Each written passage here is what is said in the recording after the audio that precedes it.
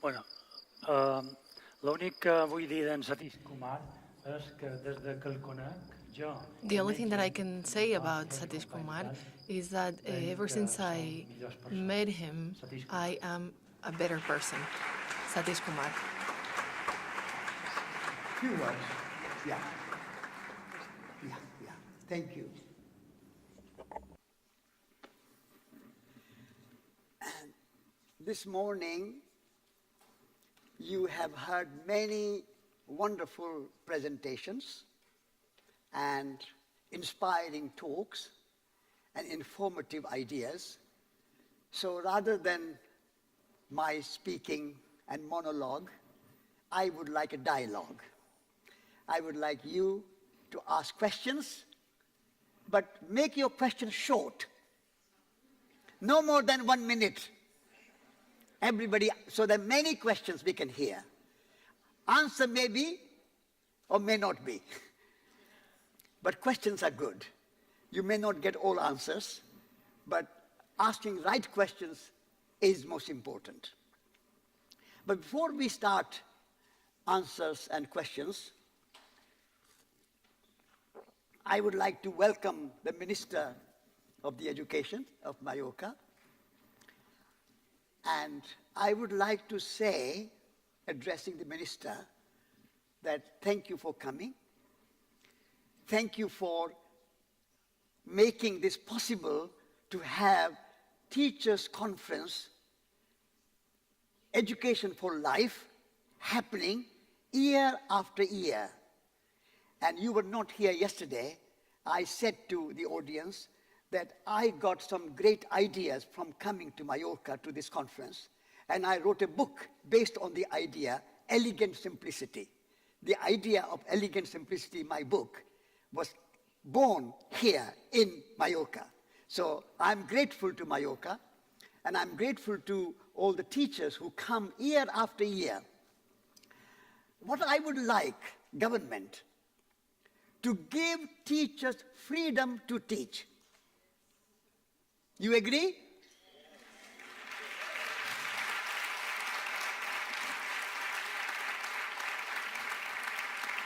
Because teachers have great imagination. Teachers have great dedication. Teachers have great ideals. Their passion, their heart is burning with passion. But sometimes, maybe Mallorca is more better, but sometimes I come from England and I see bureaucracy, government, the examination board, the inspectors, they put so much heavy burden on teachers. The teachers don't have opportunity to bring their imagination, their inspiration, their passion to the children, to the education. So the job of government is to inspire teachers. The job of the government is to support teachers. Job of the government is to encourage teachers, help teachers, but not to be an impediment, not to be an obstacle. And pressure and bureaucracy, that is a fundamental necessity to make education really great. And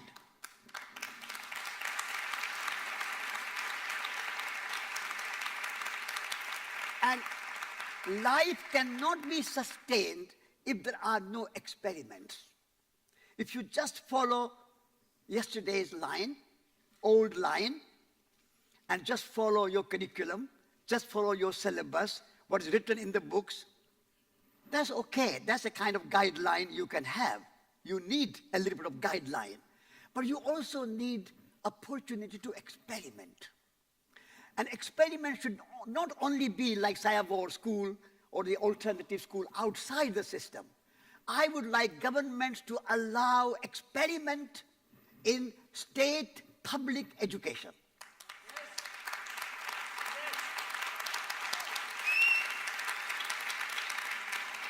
So that education can continue to evolve. Evolution is the fundamental principle of life. When the world began, the universe began billions of years ago. There was a nothing. But nature experiments. And through experiment, we have evolved and evolved and evolved with humanity, with cultures, with languages, with nature, with flowers, with fruit, with trees, biodiversity, cultural diversity. All that has emerged because of experimentation in nature and evolution.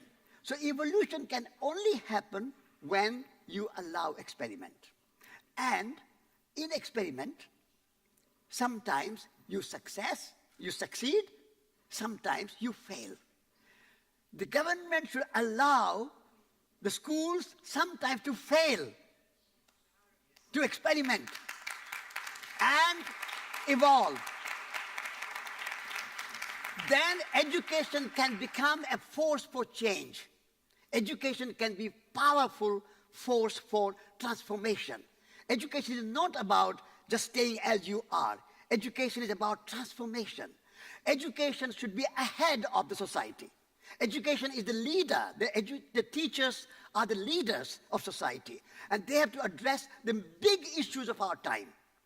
I mean, we study history and we study science and we study mathematics, which is all there. Of course we study them, no problem. I support study. But also you have to address the current and the future issues of our time. What kind of economy we are going to have in 10, 20, 50 years' time. This capitalism is failing now, and consumerism and materialism, and is causing many environmental problems, global warming, climate change, plastic pollution, waste, so many problems our planet Earth and our humanity is facing. If education cannot address those issues, then education is not fulfilling its job, its purpose, its aim. And therefore, educationalists, teachers, you have to be ahead. You have the leaders. And you have to address the great issues of time so that the future generations, when they come after 10, 15, 20 years to lead the world, they are ready to address. And they don't just follow the pattern of the old style, but they lead the way. So new thinking, new ideas, new values, new visions are required for teachers. And so be ahead and address the main concerns, main problems and crises of our time in the world. Then I think education can fulfill its purpose. Otherwise, education is not education. It's just training for jobs. The purpose of education is not just training for jobs, but purpose of education is to lead, produce leaders. And so you have that opportunity, and I would like our minister and our government in Mallorca, in Spain, in Europe, in England, in America, in India, in China, everywhere, in every country, educationalists, governments have to wake up and give freedom to teachers to teach with their imagination, with their passion.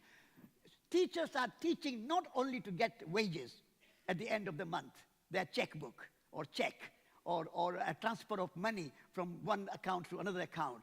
Teachers are teaching because of their love for children, love for their subject, love for themselves, love for their country.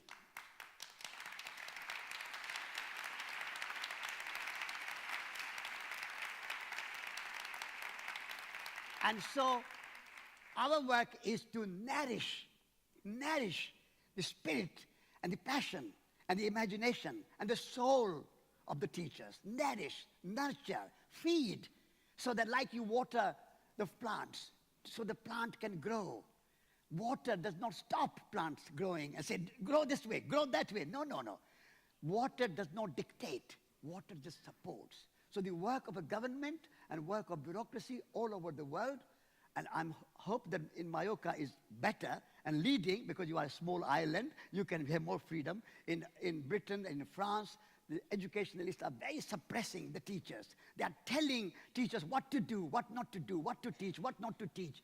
How can government know what to teach, what to not to teach? Every school is different. Every teacher is different. Every child is different. So you have to be innovative in teaching children in a way that addresses the particular child's needs, particular school's needs, particular community's needs. You cannot have a monolithic education which is applicable to everybody. So that is the revolutionary idea, and I congratulate Mallorca, I congratulate the minister, I congratulate Guillaume for organizing this radical, innovative, inspiring conference year after year after year, and may this conference last many, many years to come.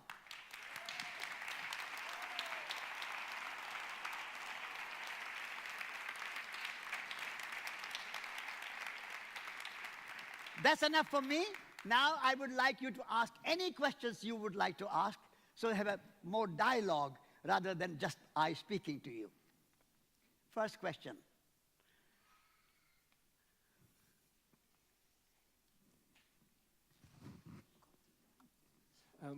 I will ask my question in English directly. Hold on. In this conference, as in lots of conversations pertaining to education, we definitely address climate issues, we address economic injustices.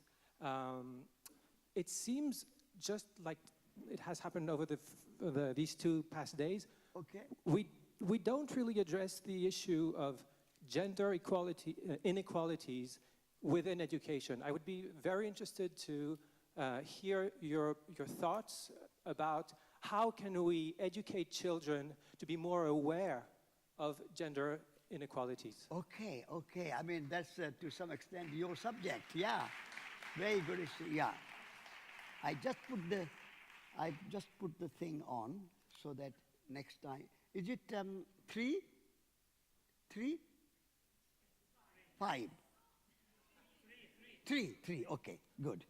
Okay, so how do we teach children to be aware of the gender equality? Teaching happens by example as much as with words. So when you have your class of children, there are boys and there are girls. How you treat them in practice, that will make a big impression on children. So it's not just idea that children, boys and girls are equal. Idea is of course important and necessary, and we need the ideas, but we need practice to go with the idea. And so you have to treat every child, whether you are a girl or a boy, in an equal way, because all of us actually have both masculine and feminine in every person. I am man, but I have a feminine principle within me. In India, there is a divine figure called Shiva. And in temples, if you go to worship Shiva, you will see the image of the Shiva is half male, half female. We call it Ardhanarishwar, the god of half female and half male. So all of us have masculine and feminine. How can you discriminate against yourself? So if you are man with male body, then you cultivate your feminine principle and honor the feminine principle. And then if you are a woman with a female body, you honor your masculine principle. So we all need to cultivate both sides so we can be more whole person. That's the kind of idea, the Indian idea is to develop a whole person and develop masculine principle and feminine principle together.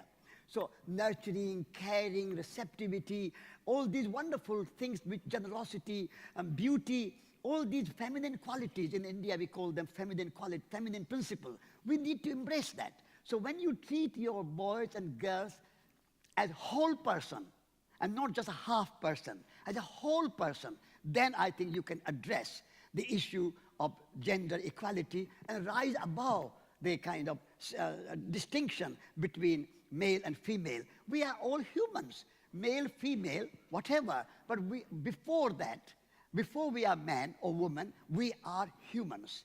And we are members of one human community, And within that one human community, there are distinctions.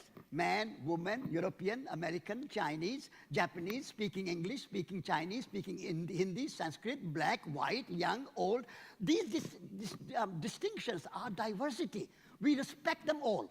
Whether you are different gender or different nationality or different race or different language or different religion, whatever the difference are, we celebrate the diversity. We celebrate womanhood. We celebrate manhood. We celebrate young. We celebrate old. I'm old. I enjoy being old, 82 years old. What's wrong with you, old? But sometimes people don't like old people, or sometimes they say you are too young. Discrimination, we have to rise above. And from discrimination to diversity. Diversity is wonderful, but diversity is not to create division. So we rise above division and embrace diversity and celebrate whatever you are, whoever you are a member of human community. And you are a divine being. Each and every one of us are divine beings. In India, we don't think God is somewhere beyond the sky or beyond the clouds in heaven. God is coming imminent in everything. Every human being is a divine being. So you respect the human being as a human being without any label, without any discrimination, without any division. That is the ideal, and particularly if we start that ideal in schools, early age children learning that, then they will grow up with this embracing diversity and generosity of spirit. That will be a wonderful future for society.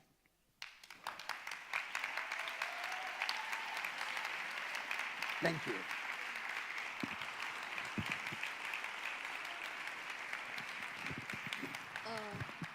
Where is my... Jo simplement volia afegir moltes gràcies. Thank you so much for the reply. I wanted to also, regarding this issue of gender, Where is the speaker speaking? Question? Okay, there. Okay. okay, 80% of participants are women, and the same happens in the world of education. Most of us are women, and when we go to conferences like this and courses and things like this, we see that the conference givers are men. I'm not asking a question, but it's something I think we should be questioning from the very organization of this event.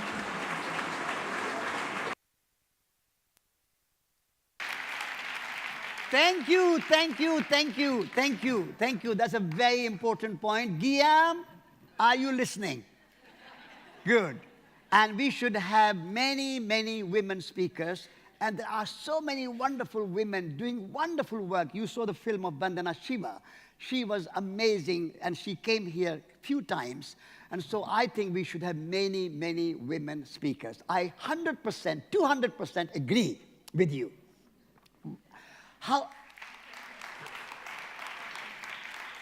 And I am man.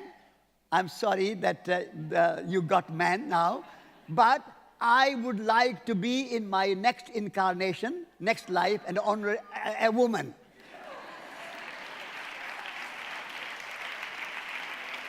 And I would like to come back to Mallorca and speak to you as a woman, next life.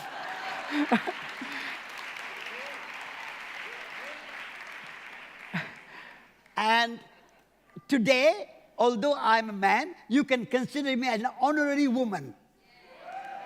And I'll speak to you with my feminine side of my heart and my passion.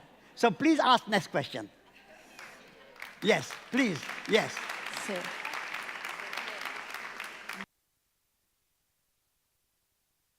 More than a question is, I want to thank you for your reply, coming from your feminine side, Satish. And now I address everyone who's here and the government, everyone. Obviously, equality and considering this is very important. We are the same, we are equal, but we have our differences in gender. Okay, but references, regarding references, there are no reference points, no role models, female role models in education. Girls need to know that they can do exactly the same. We're not equal, we're not the same because we're all different, but we need to have role models. And how can we work from within the school with all the stereotypes and all that training, all that behavior and all that education they bring from home already, or things that happen in the playground between them, all these things that happen every day and that sometimes are so exaggerated, like dressing them in pink and blue and putting bows and dressing them up like princesses. in pink. What do we do with all of this? Okay, yeah. You are absolutely right. We need role models. But by saying that somebody else should be the role model is not the answer. Answer is each and every one of you here, teachers, have to say, I am going to be the role model. Because you are all very special. Each and every teacher is a very special. And you can be the great role model yourself. Because if we say somebody should be a role model, how can you make them role model? But if you say, I'm going to be a role model, then you can train yourself, you can bring yourself up, you can communicate, you can write books, you can speak, you can write poetry, you can sing, you can dance, you can do whatever you want to do and cultivate yourself into a role model. So do not wait for somebody else to be a role model. Begin with yourself and be the role model. To be, to have, or to be? That's a big question. And Eric Fromm wrote a very beautiful book called To Have or To Be. We want to have a role model. No, having is not the idea. Be a role model. So I agree with you 100% that we need role models, but who is going to be role model? You, every one of us. I will try to be a role model, but you also. We need many, many role models. One role model is not enough. So we need many role models, so every teacher should be a role model.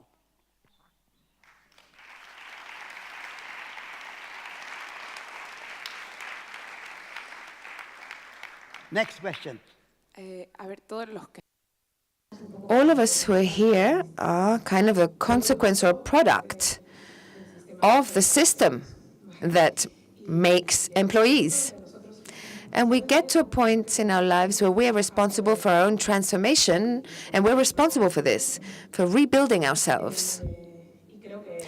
And I think that the only way to generate a change is not outside, but within ourselves, with small challenges. Who have I looked at fully today? Who have I listened to fully today? Have I seen and listened to myself fully today? So, having said all this, what is your proposal within a system that is rewarded with credits and merits and exams, where we're not all at exactly the same point, but we're all responsible for the future? And we possibly cannot keep awaiting for other adults to join us in our rhythm. And I'm talking about adults who accompany children or who accompany other adults. What is your proposal regarding the administration, the government as well, to create forums or fora where these kinds of things can be created, so that the merit system can respond to a personal work system and not to something that's outward? Very good question. In order to bring the kind of future you want, first of all, teachers should never consider themselves as employees. You are not employees. You are co-creators. The government and the teachers co-create together. It's not that government is the boss, the inspector are the boss, the ministers are the boss, and we are the employees, and we just follow the order. That's not the role of the teacher. So in order to make yourself a creator, co-creator, you need courage. At the moment, lots of our teachers lack courage. They are very timid. They say, oh, I'll do whatever I do, but I can't upset anybody. I can't speak my mind. I can't speak my heart. I can't say anything. I'm too timid. People are too timid, too afraid. I think you need to drop the fear. First principle is to drop the fear. Then you are not an employee. And cultivate courage. Courage word comes from heart. Courage, courage. So develop your heart quality. Teachers are not only to teach from their brain and their mind and their information and the knowledge which is contained in their brain and the mind and the head. Teachers have also heart, but the courage is missing, the heart is missing. So if you want to change and lead the world of education, then you need courage. Drop the fear, cultivate the courage, and do not consider yourself as employee. You are a co-creator of the future of our generations coming. And so with that courage, you can change.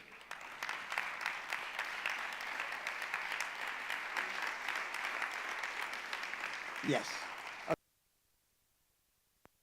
I would like to hear some advice for teachers who are in a classroom, and whose students are suffering bullying, especially when we talk about very young students. Yes, yes. The reason that someone is bullying is because that child has not been loved.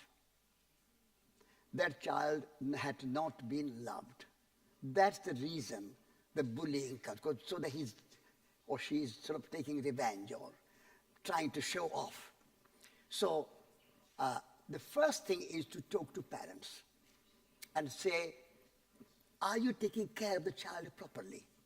So my first advice to you is to talk to parents, because child is living at home, morning, evening, weekends, holidays.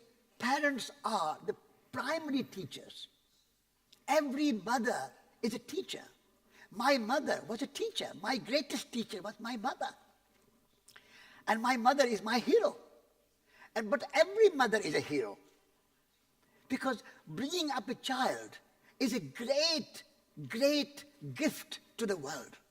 So every mother loves the child. But sometimes mothers are too busy. They don't have time for children. And so the teachers, if you find somebody bullying child, either you need to talk to the parents, particularly the mother, but parents together, father and mother together, but particularly mother, and say, how are you taking care of your child so that child feels nourished at home? So when this child comes to the school, comes full of heart, full of love, full of respect. Because if you don't love your child at home, then the child will show bullyingness in the school and with other children. But when child is at home fulfilled and looked after and nourished and nurtured and cared for and loved, then the child will change. That's the one proposed suggestion. The second suggestion is that in life, nothing is perfect. We are all humans. Sometimes we get angry. Sometimes some children get bullied. Sometimes some other problems come. So do not think that any time, any school can be 100% perfect and all 100% children will be perfect and there will be no problem, no anger, no bullying, no difficulty. Such thing is not possible. So accept sometimes bullying will come, and then talk to the child, take the child out in the courtyard or under the trees or among the flowers or something and talk to the child. So a problem, a difficulty coming to you not as a difficulty but as an opportunity to show your love, show your generosity, show your imagination, show your creativity, show your ingeniousness, how you deal with the problem. If you don't have any problem, you have no challenge. Life is designed to have problems. Body is designed to have illness. Sometimes you get headache, sometimes you get tummy ache, sometimes you get some problem. So problems should not be seen as a problem.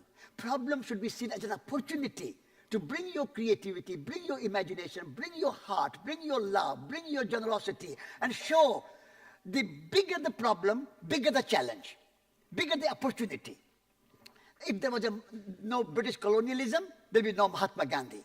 He did not despise colonialism and imperialism of Britain. He said, this is my opportunity to make India free. What a big problem. Bullying a child is one small problem. The British were bullying whole of India. Whole of India. And Mahatma Gandhi said, I will win British freedom from the British and independence for India with love, with non-violence, with truth. So see your problem as an opportunity to deal with it. Because problem will always be there in our lives.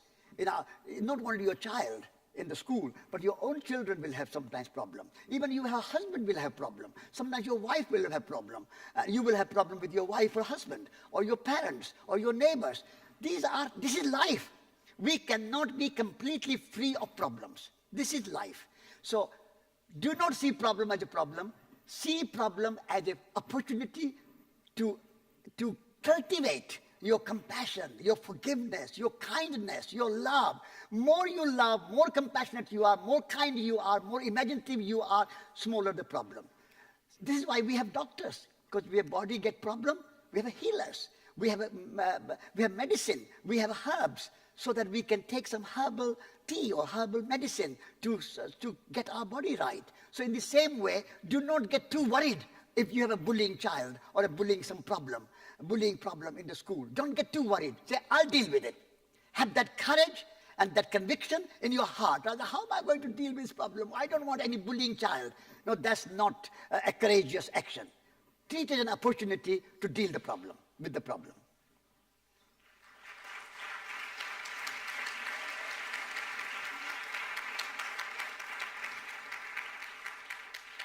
One more question? Yeah.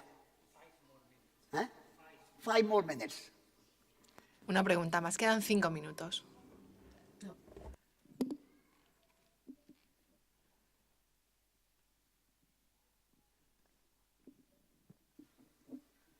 Okay. Hola. Yes. Hello. If you stand up, that's good. I can see you. Okay. Yeah. Bé, jo tinc un problema que I have an issue.